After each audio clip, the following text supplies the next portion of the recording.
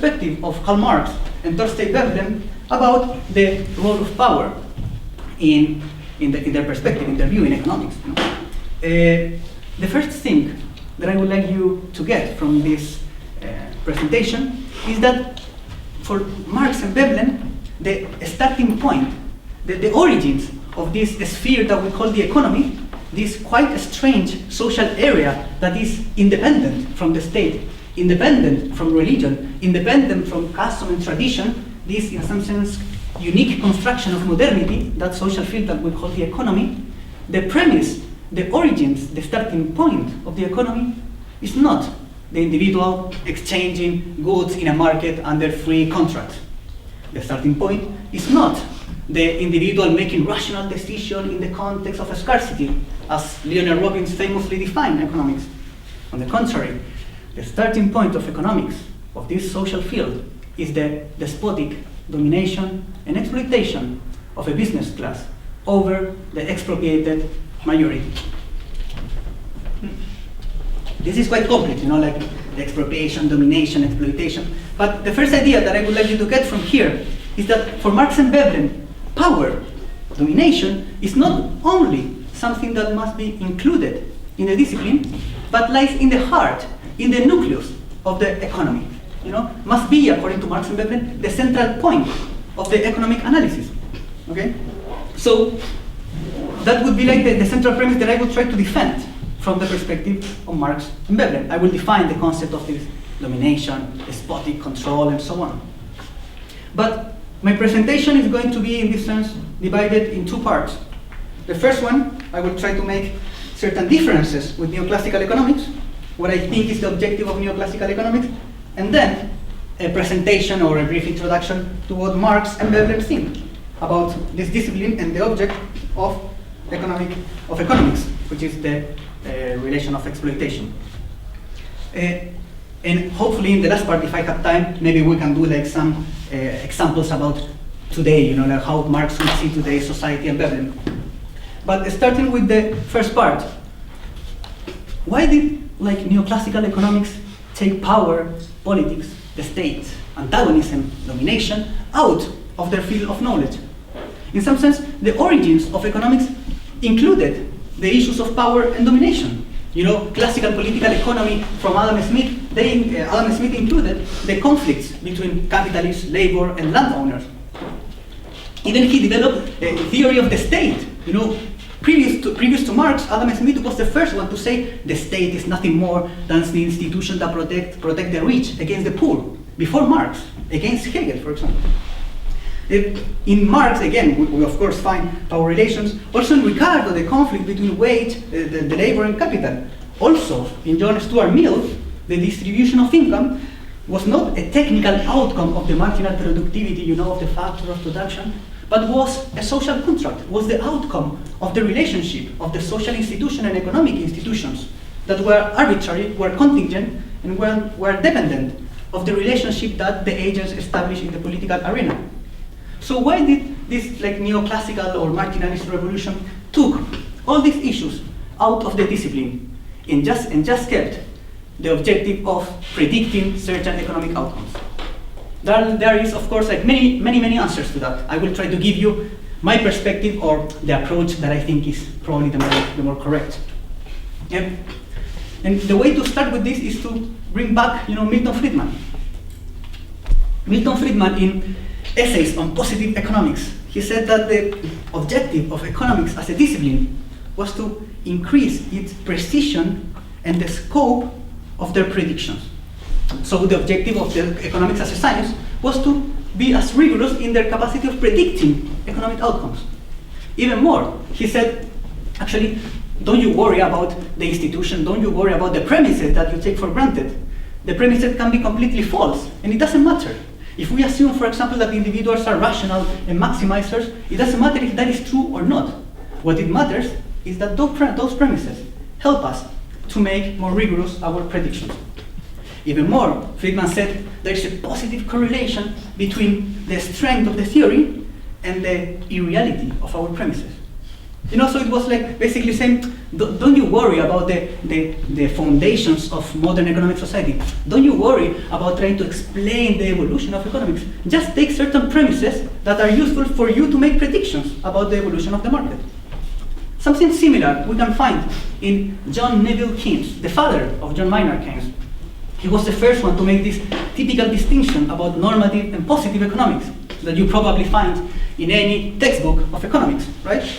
This vision about like positive economics as these economists that, just like a biologist, try to describe the cell without any kind of value judgment, without any kind of ideology. Just try to describe it and understand the evolution in order to predict its movement. The same thing was for the economists. The role of the economist was to, as neutral as possible, as objective as possible, try to see where this object, the economy, was going to go. Normative economics, on the contrary, was the field where economists were thinking about, is these economic policies that we're doing are correct, are just, should we do it? These issues that are traditionally put out of the economic analysis and said, well, that is not the purpose of economics. You should ask the philosophers, the political scientists, the sociologists. But only the role of the economist is to make the predictions about reality. Okay? We agree on this. Then a lot of things happened. You know that every concept, every theory is for something, has a function. Okay? And the way that we establish the concept are dependent on the outcome that we want to understand, the thing that we want to understand. Okay, so the objective of a science determines in a great deal the concepts that we use in order to understand economy. So for example, if our objective is to predict economic society, we're going to have a vision of the state, for example, as just as an institution that solves the problem that the market cannot solve, providing the public goods. We're not going to have a vision of the state as this place where citizens, you know, like arrive to collective goals that we establish, you know, deliberatively. We're not going to have a vision of institutions as those norms where we like define ourselves and constitute the community. We just need to understand institutions as a place where the transaction or the transaction cost can be reduced. We don't need to understand the firm as a place where there is a secular conflict between wage and capital. We just need to understand the firm as a place where the factors of production are technically articulated in order to produce more goods. Note that all these concepts that we use in order to make the prediction are curiously ad hoc to the worldview of the business class. This is like a central point. The business class, their worldview, their social imaginary, their ideology, they don't need to know that the state is this place where like we as citizens build our institution. No. They just need to understand the state as this organization that solves the problem of positive and negative externalities and provides the public goods. Business and their interest, conditioned structurally by their position in the production, they don't need to understand institution as this place, you know, like where we create our identities and interact with others. No, they just need to understand institution as this norm that reduces the cost of transaction. Lastly, they don't need to understand the firm as a place where there is a conflict, where the capitalists fight with the labor in relation to wages, in relation to the condition of production, the intensity of production, and so on. They just need to understand the firm at this technical area where the factors of production are met in order to create goods. So, do you see the question that neoclassical economics make, the question that they don't make, the way that they establish the concept is interestingly quite similar to the vision of one class in society, the capitalist class. In that sense, when classic mainstream economics say to you guys like, well, this is like nothing to do with ideology, nothing to do with like morals or worldview, actually there is a process of traffic. They're like including implicitly the worldview of one social class, according to Marx, and I think I agree with that. If that is the case, you know, many questions arises again.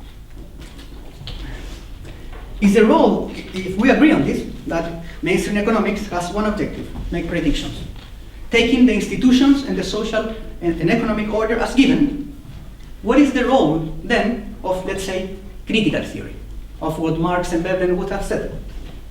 The object the objective of what Marx and Veblen were trying to say is, in some sense, just the opposite as mainstream economics. They were not interested in telling like the agent what would be like the rational decision in order to make in the market.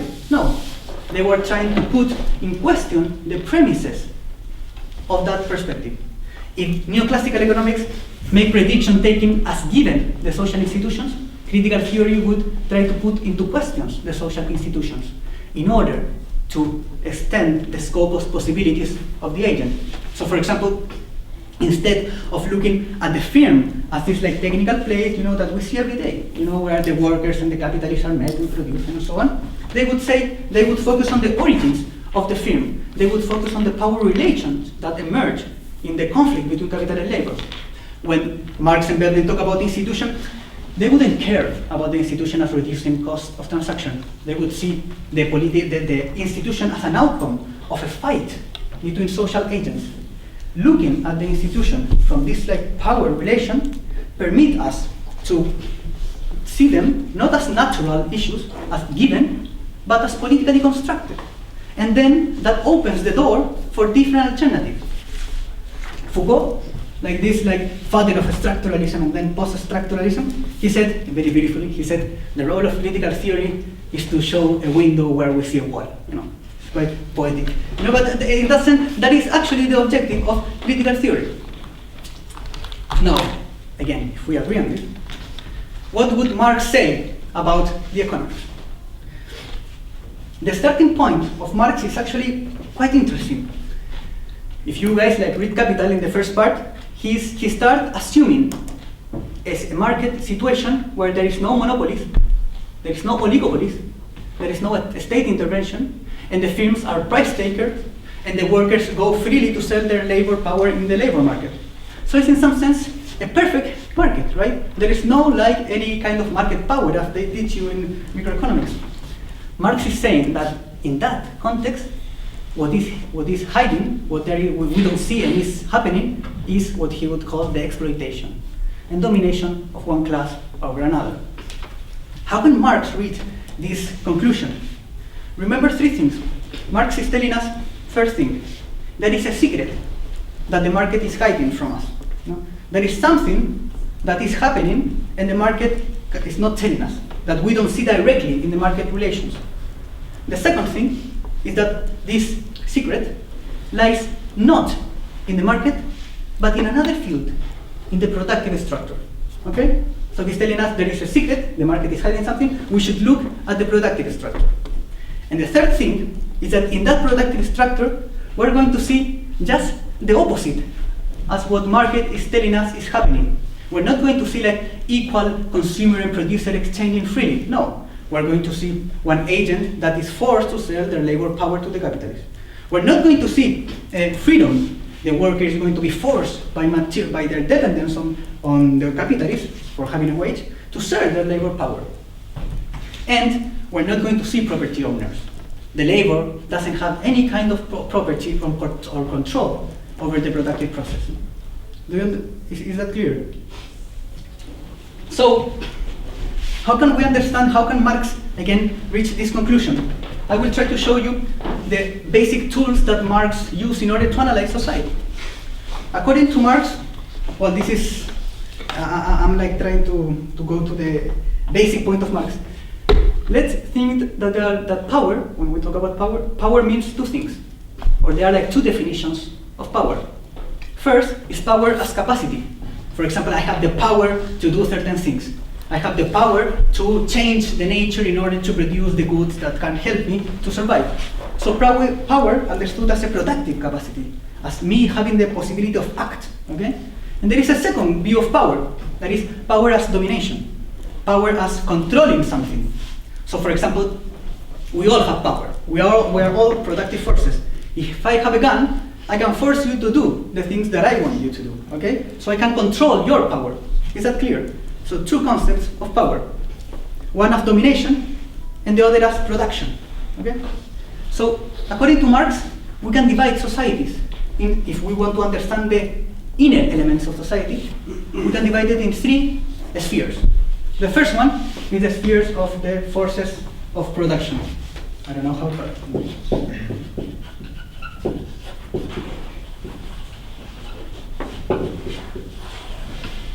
The forces of production is the sphere where we find this power as production, as capacity of doing things. It's the place where we find knowledge, technology, labor power, of course, and population. Let's understand it as the technological base of society, okay? Technological base. There is a second field that is called, what Marx called the relations of production.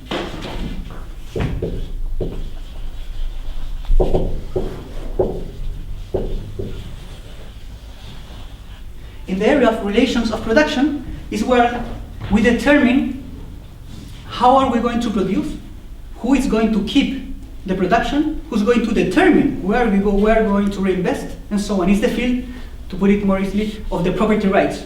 Who owns, who controls the land, the labor, the capital, and who has the control over what to do, what surplus. Surplus is a quite important, of course, concept of Marx.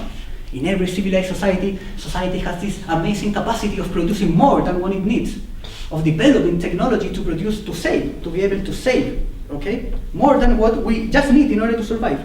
That surplus, who owns that surplus, and who decides what to do with that surplus, is probably one of the central questions in Marx. If we use it for war, if we use it for reinvesting, if we use it to put like pyramids and so on.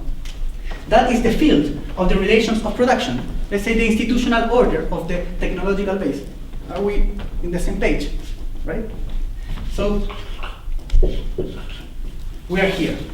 And there is a third sphere that we can call the superstructure. Well, we'll put it here. No, okay.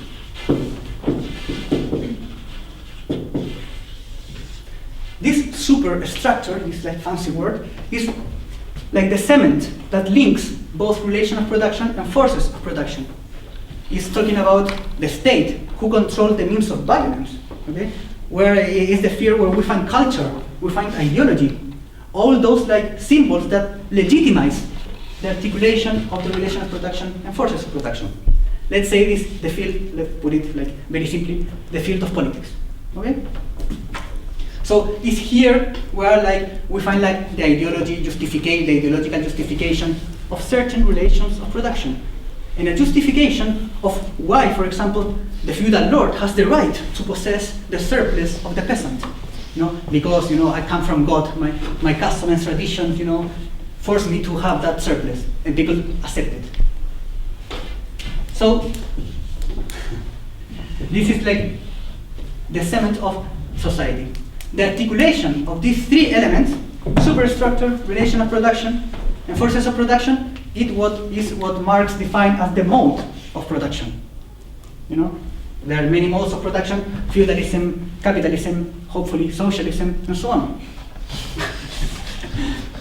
So that is what Marx defined as the mode of production. Look at one very interesting thing. The object that Marx is trying to understand is not the exchange of commodities, it's not the market, it's the interaction of both the technological base of society, their institutions, and their ideological and political sphere. It's a whole, in some sense, multidisciplinary object of analysis. That's why, for many, Marx discovered like a new kind of science that broke with the previous frontiers between economics, politics, anthropology, and so on. That is, according to one of famous Marxists, Louis Althusser, that didn't end up very well, but he said that Marx discovered a new continent of analysis, the continent of history. And through this concept, we can understand how history is moving. Okay? So, in the sphere of relation of production, is a sphere when we find like the power over how certain agents force others to guide the production. Okay? This sphere, this matrix help us, for example, to understand feudalism.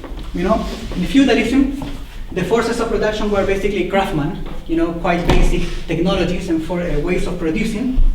The land was appropriated, that means in the sphere of relation of production, the land was appropriated by the king and then lended to the feudal, and the feudal again lended part to the peasant, and the peasant was forced to give part of their product to the feudal and then to the king. Okay? So the way, in the relation of production, that the surplus value flow from the producers to the unproductive elites was through the control of land and through the use of violence. Okay? Look that in that society, what we see as the economy didn't exist. Economy was nothing. Was no something like differentiated from politics, from the state and the church. The state and the church control the productive structure. So there was nothing, no such thing as the economy as independent from the state and so on. There was an organic totality. If that is feudalism, how did capitalism break that process? And even more, how did capitalism build a new class that exercised domination over the labor? First of all, the first concept that Marx said that is actually quite interesting is the concept of primitive accumulation.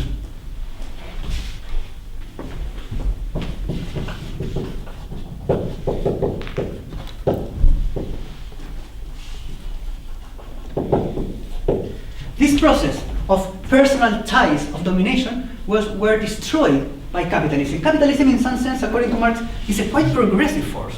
Destroy all the previous ways of domination of the feudal, the king, the nobility, the clergy. It was, for Marx, it was a positive force. The only problem is that while it destroys those old classes, it created a new one, the bourgeoisie.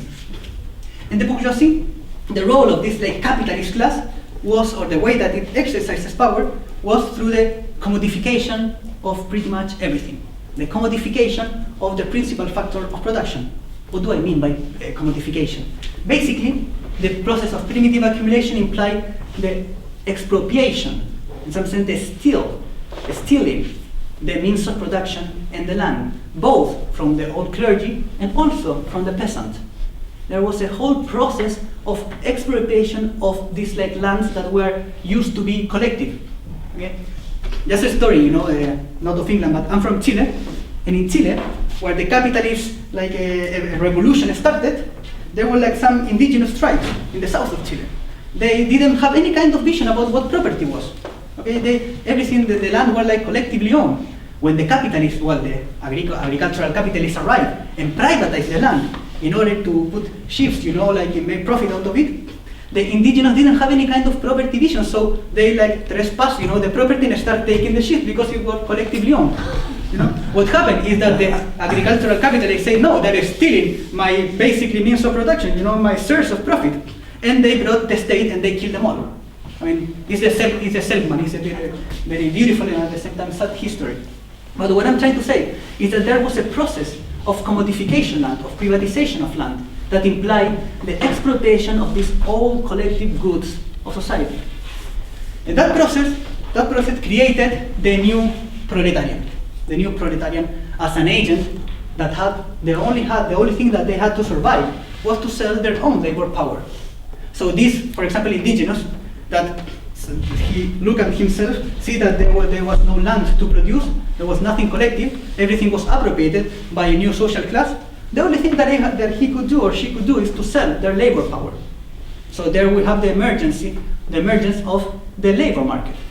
When neoclassical economics looked at the labor market at this place where supply and demand, meet freely, and so on, Marx is telling us that the origins of that labor market, that at first glance look so freely and so based on free will, were the general expropriation of the rich against the poor. It's like a revolution, but not of the dominated against the dominant class, but the other way around. Okay? So through the control, through commodification of the land and capital, the means of production, and the emergence of the working class, this agent that the only thing they had to survive was to sell the labor power, we see the emergence of a new kind of relation of power.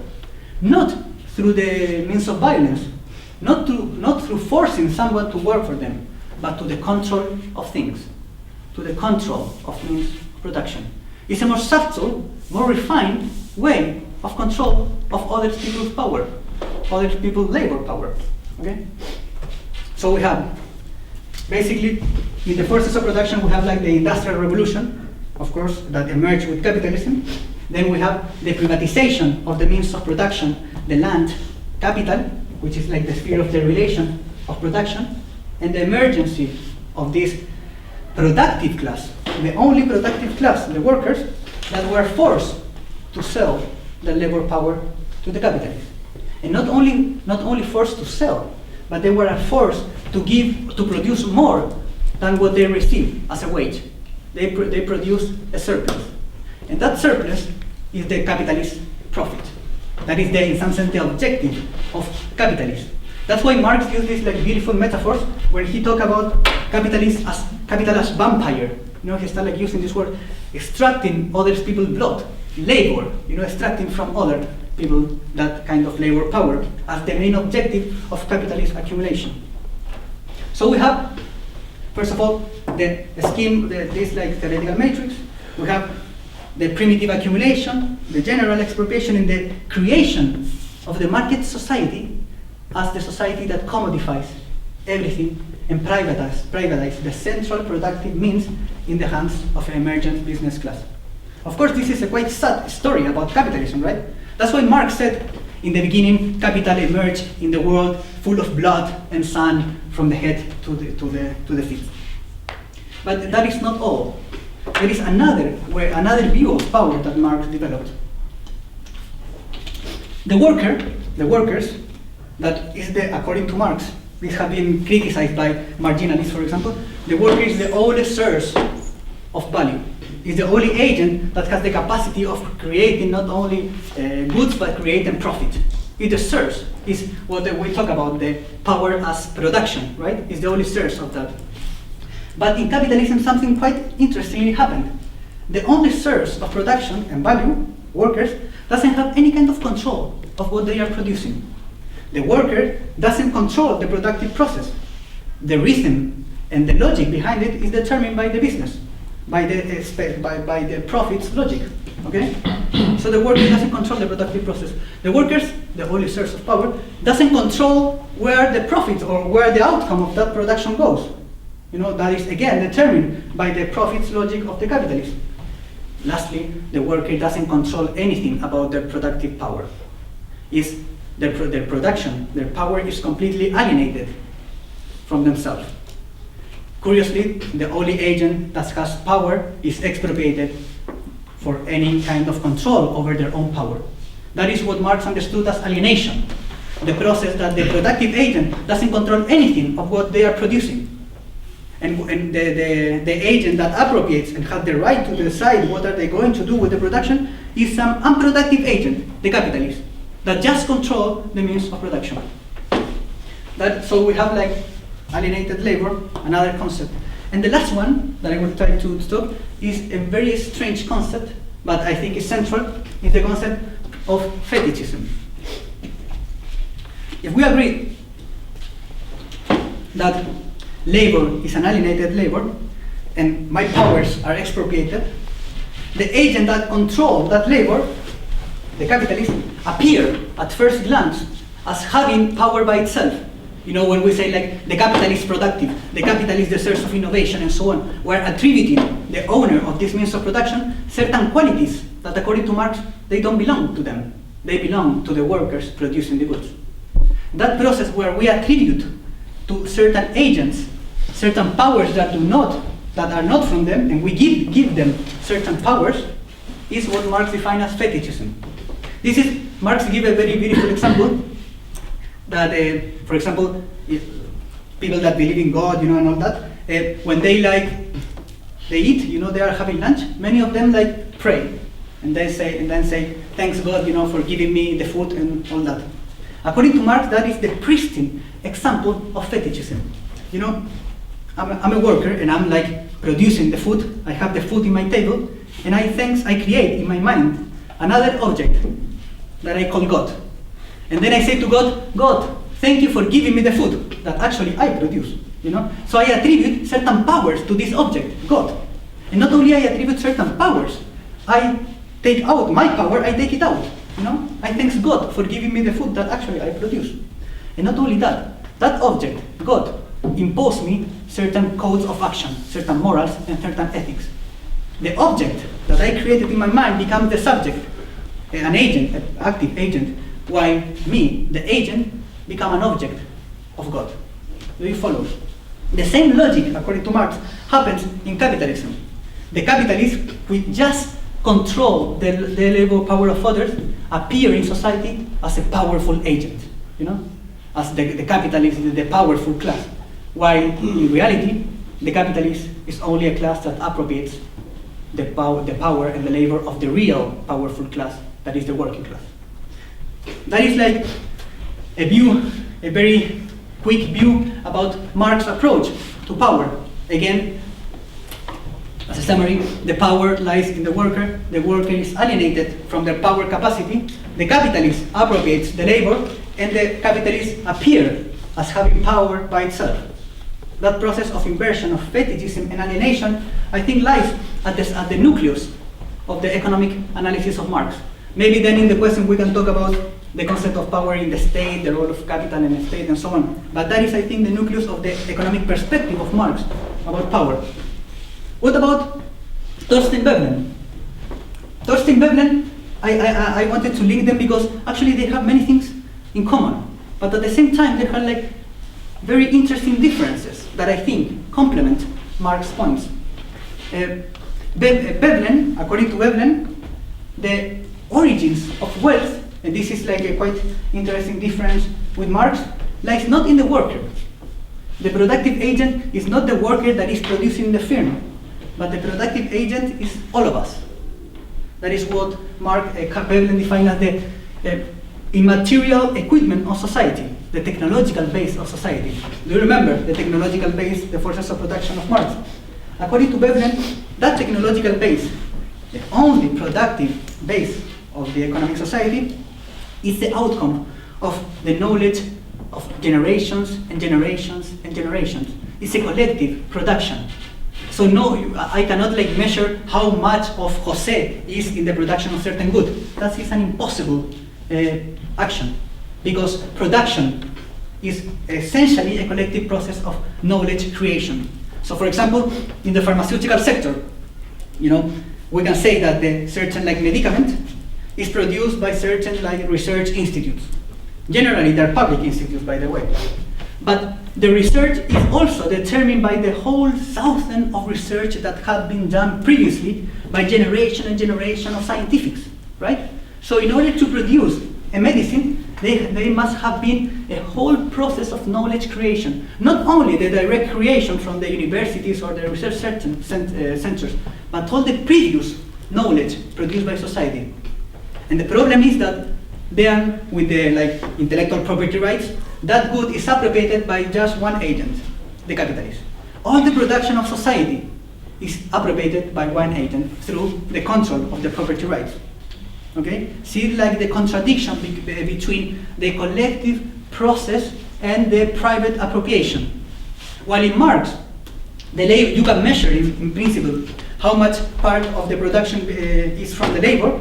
Veblen would say that's impossible, and if you can do it, that doesn't make any sense, because the labor itself, the knowledge that the labor put in the production itself, a social construction built by their previous generations.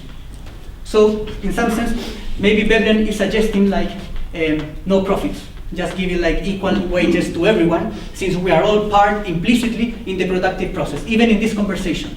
Okay? I'm giving certain ideas, you can take that idea, link it with other seminars that you can go and readings, and you will create a new idea. What part of the new idea that you develop is yours, and what part is mine, and what part is from the other ideas that you heard. However, in that sense, I think that Veblen is like quite similar to Marx in the sense that he also recognizes that there is a class that is appropriating the collective production through the control of the means of production. But there is another point that I think is more interesting. If we agree, let's agree with all the things that I'm saying as a premise, We agree on this, why there is no revolution? Why, like the workers are not destroying capitalism, right? If they are living in alienation, fetishism, exploitation, expropriation, and so on, why no one is trying to destroy them? We are actually here in Cambridge, talking about these issues. Veblen, Marx was very optimistic about the revolution. He said that the workers were like the essence of the contradiction of capitalism, that dialectically they will create a synthesis that was going to be socialism and communism and all that. Why there is no such thing as that? Veblen, I think, gave the answer many decades and almost half a century before Gramsci and Bourdieu and all sociologists that have tried to study that. And the secret of this lies not in the market, exchanging goods. It doesn't lie in the production, which was Marx's object of analysis, but in consumption. Okay? When you read Marx, Marx took consumption in some sense as given. He never problematized consumption. For him, consumption was quite a non-problematic issue. It was just the satisfaction of material needs. When you will read like Neoclassical economics, for example, the life cycle of consumption, you find it's just a rational decision of the individuals, you know? But according to Veblen, and I think we all agree now so far about that, consumption is not only about satisfying material needs, but are also ways of showing our position in society. Even more, consumption is the way that we use to show what we would like other people to see about ourselves. The way that I consume, the brands that I use, for example, the expensive watch and all that, are ways of showing what I would like you to see about my position in society. So, for example, when a rich person has a Ferrari in London, you know, completely unproductive. I mean, you cannot take advantage of the Ferrari in a city. They are not with the Ferrari in London because they think that that's going to be more efficient, but just because they want you to know that they have so much wealth that they can even buy a Ferrari in London. It's not about consuming material needs, but to showing other people their position in society. Do you see? Even not only about cars, but also in the brands that we use, you know, there are mechanisms through which we try to show one thing. We have so much wealth that we can invest in these quite wasteful goods. It's a wasteful honorific expenditure, you know, it gives us prestige. This attitude of wasteful honorific expenditure of the business class, this is actually fascinating. We see this not only in the modern dominant classes, but we see this in every single elite in pre-capitalist society. There is no change in the behavior of the dominant classes from society to society. For example, in certain tribes in India, in Canada, and the United States, there were like two communities, you know, ruled by certain, like, let's say, kings. Okay, so they meet in one place in a ceremony. So I am the king of community A. I bring gifts to the other community, lots of gifts. I am the other, and I bring also lots of gifts. We exchange the gifts. Okay, the community that gave more gifts to the other win prestige. It was a mechanism through which the community can show, like, you know what, I can give you so many gifts, much more than you can give me, to show that, you know what, I have so much power, so much wealth. I can even give you all these gifts. Even more radical mechanism of this was two communities meeting in a place and burning the gifts. They were not giving, they were just burning them, showing the other community, you know what, we have so much productive power that we can burn all these things, and showing prestige. Isn't this, in some sense, replicated when we see the business and the Ferrari showing the other people, you know what, I have so much power that I can even use this in London. It's a way of showing symbolic power of prestige.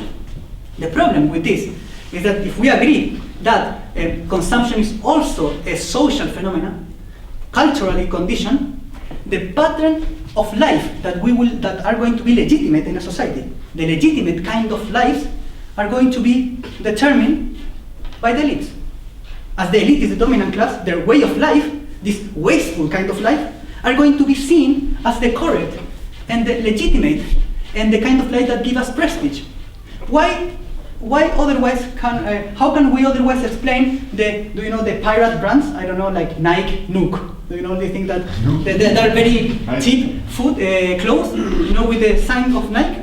They're very, you know, like cheap. You can find it everywhere, at least in my country, you know. But are ways through which the subaltern classes can get this good and pretend to have like the social status of the rich people that use the Nike, you know. The value of these pirate brands lie not in their productivity, in their use value, you know, the material satisfaction, but in what it's trying to show to the other persons. So, Every society tries to copy the patterns of consumption of the dominant classes, and in capitalist society, we try to copy the way of living, the wasteful way of living of the dominant classes. And Veblen would say, Karl, the workers have consciousness. But the consciousness of the worker is not to destroy the capitalist, but to become capitalist, to behave like capitalist, to have the kind of life of the capitalist, to have the leisure style of the capitalist. They admire the lives of the capitalist. And even more, they feel that labor, the process of labor, being a worker, is something that has certain kind of social stigma. It doesn't have any kind of prestige, while the work of the capitalist, trying to invest in like the typical like CEO and so on, is full of legitimacy. So the workers actually want to reject their own position through consumption, and certainly not through revolution. Then we have another way of power that is cultural power. I'll finish with that. Thank you.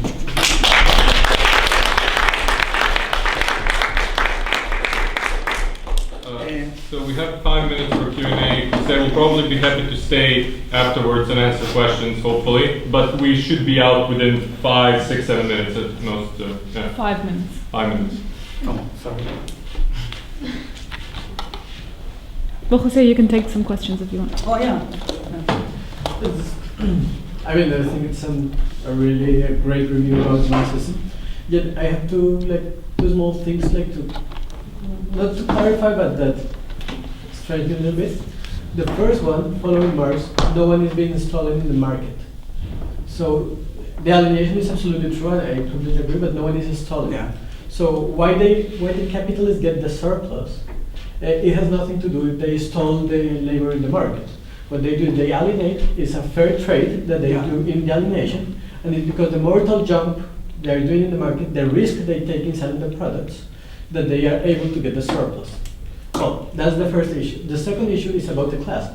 When you begin saying about the Neoclassicals and how they impose the business version of the world, I have a different version of that, although somehow it's quite comfortable, and it's about individualism. Here in all the lecture, is always the word class, as if people behave as lemmings. So everyone go to the left or everyone go to the right in the same class.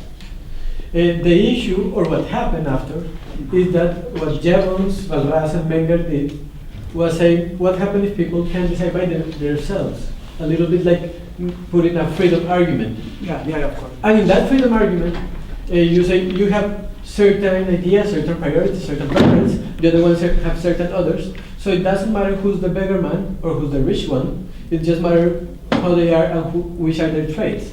In that individualism methodology, it changed the holism methodology of Marx, and then the results began to disentangle, because Marx, the argument cannot attach because there are not classes to attach. And just those two things. Okay, cool. The first one, I agree. Actually, Marx started with the idea that there was a free market. You're right, no one was stealing. Because if there was a process of stealing, we can say that is out of the market logic. Someone is stealing labor from other. The starting point, the good thing, the interesting thing is that the premise is that no one is stealing labor from other.